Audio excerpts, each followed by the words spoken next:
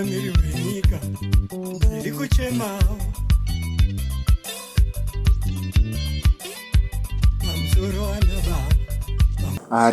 greetings, comrades and friends, revolutionary greetings, fellow Zimbabweans, and all citizens of Africa and the citizens of the world. Today, we want to have a conversation with Comrade Kanhenga, the coordinator of Zimbabwe Solidarity Movement. On the 3rd of January, we saw social media being flooded with news, people giving their different perspectives, some of them their views, and some of them pouring their emotions about the situation which happened in Venezuela, where a state president, Nicolas Maduro, was kidnapped by the soldiers of the United States of America. And he was being tried for being a dictator and for running Venezuela so badly, in which many people said that no, it was correct because he was a dictator and the people of Venezuela are celebrating. And some of us who are socialists and some of us who comes from Zimbabwe, which is a colonial state which was colonized before, we were saying, no, that's pure imperialism. So today we want to delve into that story and dissect some of the most controversial questions and frequently asked questions about this issue across social media, so that we can hear the position of the Solidarity Movement, but also we can hear your views on several matters. So my first question will be, Comrade Liam, tell us about the position of the Zimbabwe Solidarity Movement concerning the situation or the crisis of Venezuela. Thank you very much, Comrade Kutsirai, and revolutionary salutations to the viewers. As Zimbabwe Solidarity Movement, we, in the strictest of terms, condemn the attack on Venezuela by the United States of America. We condemn the arrest of a sitting president by the United States of America. We even condemn the unilateral use of force and the unilateral misuse of self-defense by the United States of America. That's our position. Although, and this is very important, we have no illusions about Comrade Nicolas Maduro's politics. It's a given fact that President Maduro has been running Venezuela as a despot.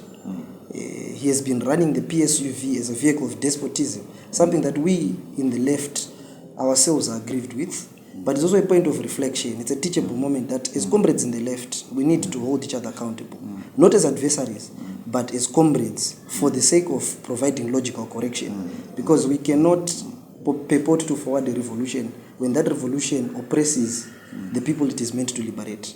So we have no illusions about the politics of Comrade Nicolas Maduro. But our position remains that as a matter of principle, countries governed by dictatorships also deserve to have their rights to self-determination and sovereignty respected. And in that perspective, we find the United States of America in the wrong. Okay, Comrade President, democracy or sovereignty, what is the most important thing? So, you have actually brought out a very important question, and it addresses even the conceptual premise by which this conversation is being had awash social media. It's very sad that it reflects a lot of backwardness in the body politic, or rather maybe in the Zimbabwean politics, that everything is being had from a binary perspective of either this or this is better than this or what. There is no succinct evaluation of other interlocking or intertwined values. So what I'll tell you is, democracy and sovereignty go hand in hand, because without one is meaningless. So you can't have a democratic state that is no sovereignty, because when you lose your sovereignty as a state, literally the citizens who submit their rights to give mandate to the state, them too lose that sovereignty. The social contract becomes disturbed. You understand? So what is the point then of saying it's a democracy when, for example, in this context, Donald Trump asserted that they are going to run Venezuela until there's been a judicious transition of leadership, right? Then that's number one. Then number two, they said that there's the remarks of until Venezuela chooses a leader who is acceptable. Acceptable to who? The United States of America. Fine, let's take the United States of America. So that means the people of Venezuela have lost their sovereign rights, being usurped by the United States of America through Donald Trump to choose their own leader. Because if they choose a leader who is not acceptable to the United States, let's say, for example, if they choose a radical communist again, right? So that means if he's not acceptable because of the ideological framing, that means that the United States will not accept it. So that means they've lost their right to choose their leaders independently. Number two, the idea of the United States running a sovereign state until there's judicious transition. That's recolonizing Venezuela. That's colonialism. Because they're treating Venezuela like how they treat Puerto Rico. Right? Venezuela cannot be treated like an extension of, maybe, for example, because now President Maduro is being tried in New York City in a Brooklyn court. It's being treated as an extension of the New York state. It means, Mamdani at some point as the mayor of New York City has some form of, authority over Venezuela, which is wrong. And that's misprojection of international law. So that's why I'm saying we can't engage it on a binary perspective or a binary premise of saying sovereignty or democracy, because for one to have meaning, one has to exist. And also, you can't be a sovereign nation without democracy as well. Yeah. You brought very, very, very, very valid points, and that was very informing. But maybe before we go forward, I'm taking you back a bit, because most of the people, or most of us across social media, just woke up to the news of the kidnapping of Comrade Maduro, and people just started giving their perspective without the background of the story. What was it about? So what is the issue between Venezuela and the United States? So there are two critical issues, but one level of analysis about this. Number one, yes, we know the revolution, the Bolivarian revolution that was initiated by Comrade President Hugo Chavez. May his soul rest in peace. And through his passing came in President Nicolas Maduro, right? And then Comrade Nicolas Maduro ran with a nationalist approach, but also with a lot of controversies of state repression, how he would ban opposition leaders from the ballot, how he would work with cartels. But also we have to discuss the whole idea that during that very same time, Venezuela was looking to the east, trading with China and Russia and Iran on oil. And Venezuela is mostly an oil country, and it was an EOI, an export-oriented country, because they exported oil. And so with them trading with China, China is a direct adversary of the United States of America. Russia is also a direct adversary of the United States of America. That did not sit well with the United States of America, because it meant that China and Russia have now penetrated the Western Hemisphere. The Western Hemisphere, which is a sphere of influence for the United States. Because remember, Venezuela is in South America. Just behind, it's like they call it what their backyard, the backyard of USA. So USA, in their bid to ensure that American dominance is not challenged in the Western Hemisphere, which Trump actually says verbatim, right? At that time, they sanctioned Venezuela in 2015. Very hard-hitting sanctions that crippled their economy to an extent that things started debilitating and conditions started declining. Poverty rates, unemployment, deindustrialization, but also it was not only short on the sanctions, because President Maduro also, like we said, he had his leadership failings. He ran that country despotically. He ran it with tyranny, impunity, resources were being looted, crime was increasing, especially cartels. So all these things created enough conditions for the United States to find it justified to embargo Venezuelan oil. But the logic also is not just about America caring so much about democracy. The Americans don't care. They don't care about democracy, because we've seen them enable dictators. They did it in Rwanda. They did it in Uganda. They trained Museveni and Kagame. And they also trade with the Saudi Arabia. They trade with Qatar and another dictatorial monarch. You see, and they even put General Augusto Pinochet in 1975. When they removed President El Salvador Allende. So we have seen them enable dictators before. We have seen them trying to re-engage with the dictatorship here in Harare. So they don't care about democracy. But it's the idea of the logic of empire. This is where I like one of my favorite scholars, good people that study critical race and imperialism. Dr. Kanhenga Andrews, who wrote that we are in the new age of empire. And the new age of empire is riddled with, one, reframing of colonial logic. Number two, the whole idea of wanting to ensure that dominance of the United States of America as a center of empire is unchallenged. Because we are now at what other intellectuals say, we're at the high stage of capitalism, which is imperialism, but it's decadent stage, where it is now expected to face a downfall. And you have seen it that American empire has been challenged. And this is why people like Donald Trump are reacting with Make America Great Again. The logic is make America the empire it was again. So that comes with saying Venezuela can't be a tool of constructing a multipolar. Although I don't agree with the multipolar society, I believe in a polycentric society. There's a fine difference, but that's a conversation for another day. In the construction of a multipolar society, Venezuela applied to join BRICS. And they started selling their oil in yuan and rubles. So that itself, it meant that they were no longer selling in US dollars. And you remember the petrodollar history with Henry Kissinger. So that threatened the value of the United States dollar, which is the tool that only sustains American empire. So which is why America had to sanction Venezuela. It's a way to try to whip them to resubmit to America. So those are the two frames of the conversation, but with one logic. It's all about power. Power on the international political arena. Power understood as who dominates who. But it sets a risky precedent, especially for smaller states with less military backing or with less military investment. So it means even countries like Zimbabwe themselves are in trouble. And we are also a sanctioned country. And sanctions, whom do they affect? They affect the Venezuelans. Which brings me to my following question. Yes. I want to ask that in all this fiasco, this mess that we are seeing between the United States and Venezuela, who does it affect the most? Who is most affected by this situation? The ordinary Venezuelan.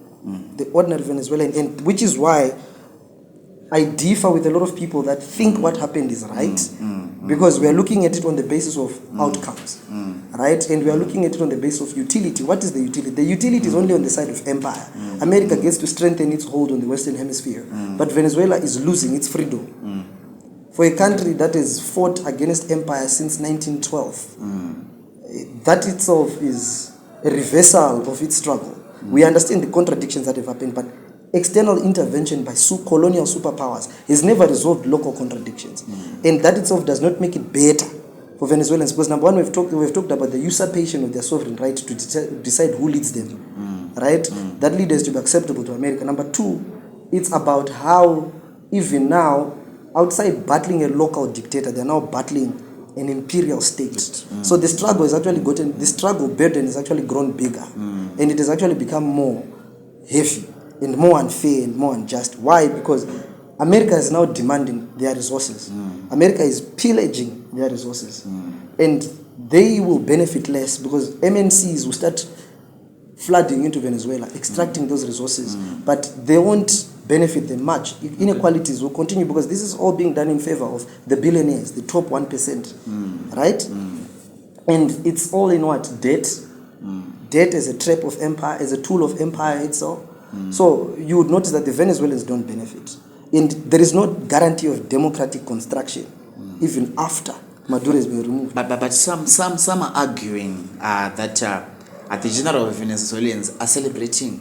So why should you care? Because the general Venezuelans, we have seen people are doing rallies and galas in Venezuela celebrating the fall of President Maduro. So why should you worry about them when they're celebrating about this move? So in 2017, President Robert Mugabe, may his soul rest in peace, but if his ancestors have a god, may that God taunt him, was removed by a coup. I was in my first year in university. I didn't like President Robert Mugabe. I had no illusions, but that was a coup. That was illegal. And that coup did not even produce democratic construction. It reproduced a regenerated, competitive authoritarian regime that strengthened its grip on power. But this time, the military came out brazen in capturing organs of the state. What am I saying? Zimbabweans were happy that a despot has fallen. But principle remained that what happened was wrong. It's still the same thing. The popular is not necessarily is not absolute. And the popular cannot be a reason to neglect principle. Because if we start to ignore principle on the basis of what is a popular outcome, the world will be in chaos. Because yes, Maduro has fallen, but Venezuela is now under brazen ambit of empire. And America violated international law, which comes to my core conversation to say America claims to be enforcing international law. But let's talk about how they violated Article 2 of the United Nations Charter. The whole idea of peaceful relations among nations and the whole idea of restriction on use of force. Right? The whole idea of the rights of states to self-determination and sovereignty. America violated all those things. The whole abuse of the reason of self-defense, claiming that they're fighting a narco-state, but we all know that they're not fighting a narco-state. Well, let's talk a bit about that international law you're talking about, because we've seen it that most of the times it tends to be partially applied in terms of enforcement, and in most of the times it affects smaller states, and bigger states tend to go away with it. We have seen President Trump being put on wanted list and wanted to be arrested for all crimes in Ukraine, but today he is there, he is in Russia, he is working scot-free and even does trips. We have seen Trump going to meet Putin, in fact, who is on a wanted list to be arrested. But now we are now seeing America applying what it calls international law to say, no, President Maduro is a threat to democracy, he is abusing Venezuelans, he is transmitting drugs and all that. But we also have seen Trump pardoning the former leader of what this country, Orandas, who was also a drug dealer, and he was a leader of cartels. So balance me and try to shed light on why international law seems to be partially applied. So this is why I also love Dr. Kanhenga Indrus. And then there is also a scholar who wrote a paper called The Ideology of International Law. International law is an organ of global politics. And it's an organ, it's a tool of our empire, sets rules. Right? And empire, we're looking at the West and the United States of America. Look at the Security Council. President Trump did not consult the United Nations Security Council in his actions to enter Venezuela, which is a breach of international law. But you would notice that even Putin did not consult this United Nations Security Council to enter Ukraine. What am I saying? It's an elitist structure of global political relations within, since the I would say post-Cold War. And it has never been effective in protecting the oppressed. It has never been effective in promoting peace, but it has always been effective as a smokescreen for conflict that is surgical and orchestrated towards extraction of resources. So that's where we have a problem, because America claims to be spreading democracy around the world, enforcing international law. Why do they act like the FBI of the entire world?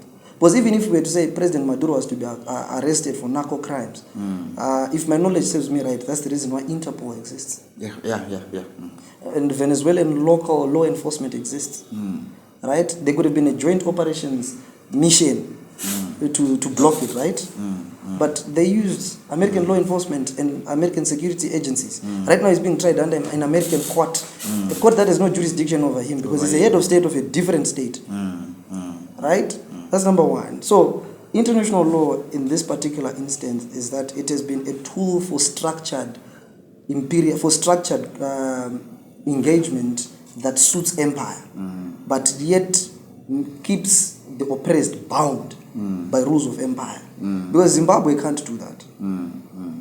We can't do that.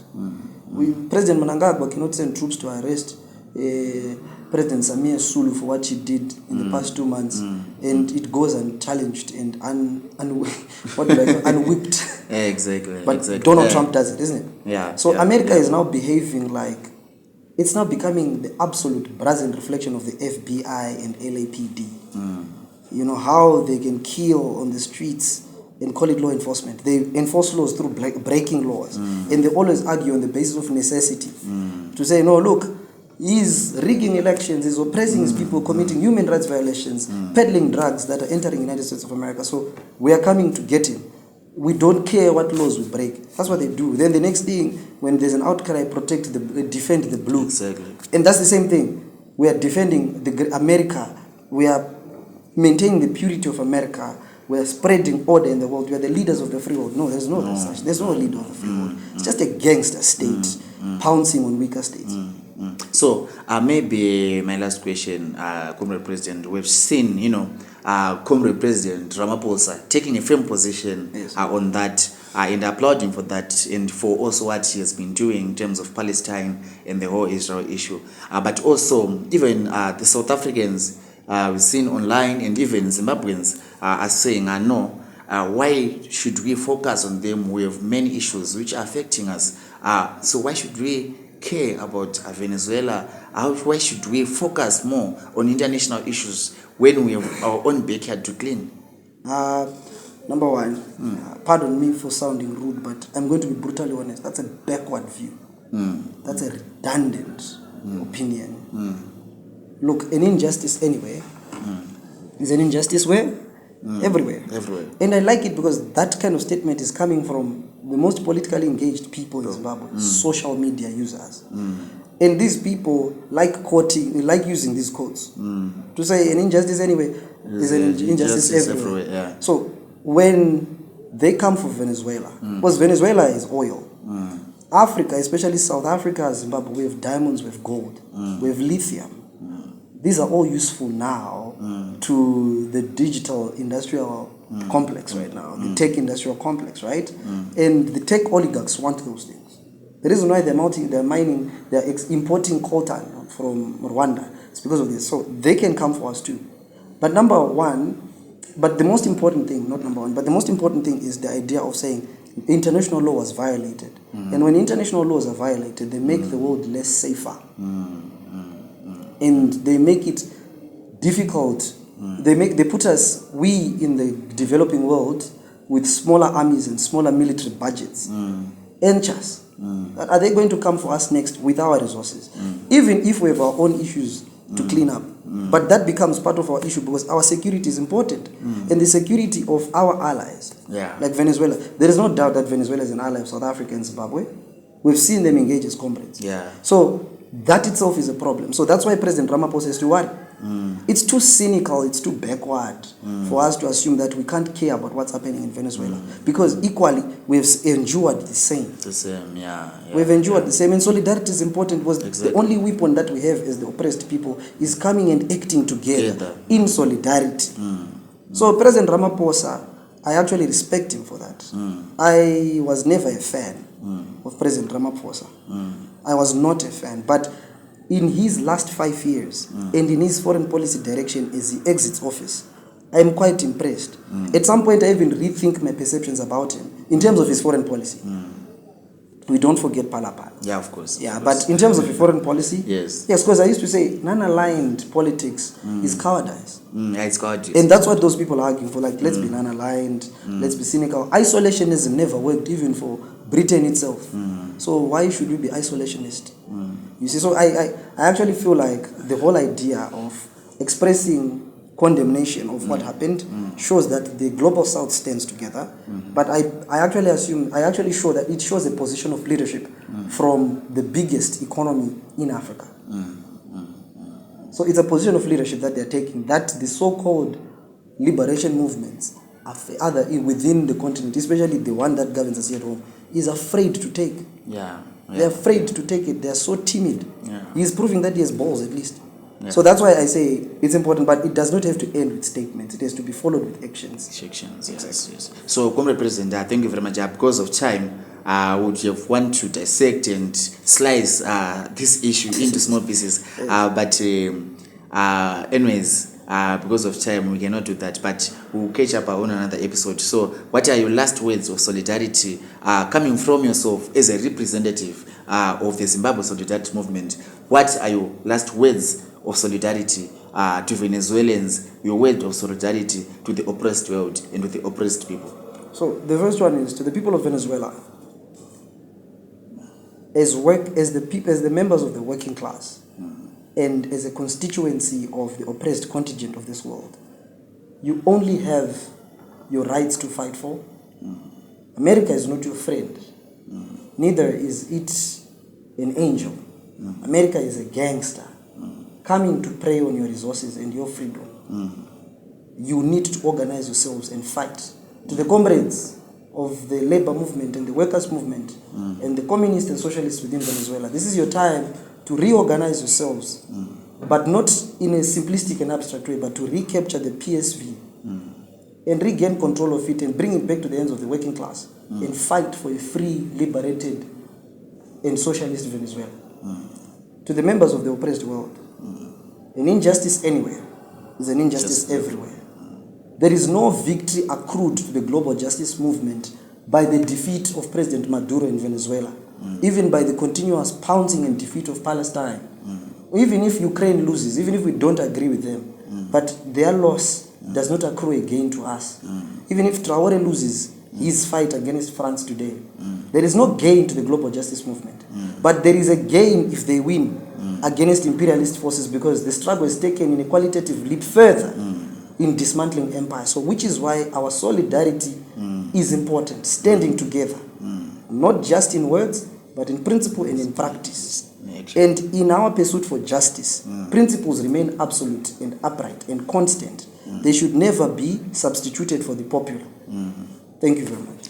Thank you very much, Comrade President, and to our viewers, thank you very much, Zimbabwe. Thank you very much, members of the press world and everyone else who is watching. Continue the fight, the struggle continues, a luta continua, contra fome, contra expressario, a luta. Thank you.